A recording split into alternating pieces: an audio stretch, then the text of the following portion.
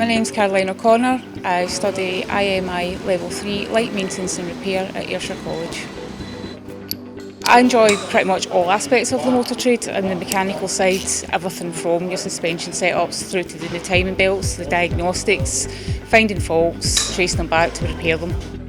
So at Ayrshire College, the workshop is fully equipped with all the latest technology, the sort of things that you would find in dealerships and in independent garages. So it gives you a good basis to come in, you know how to use the tools, you learn about the processes, and so when you're going into a garage eventually, then you've already got the basic knowledge of the tools and the equipment because you've used it all before.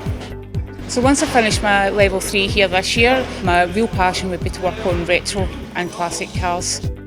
If you've got a passion for cars or you've got a passion for fixing things, technical things, then go for it. It's such a good thing to do, and if you've got a qualification and experience in some form of technical and mechanical experience, then there'll always be a job for you somewhere. You can transfer these skills from motor trade to avionics, wind farm technology, etc. So the skills are interchangeable.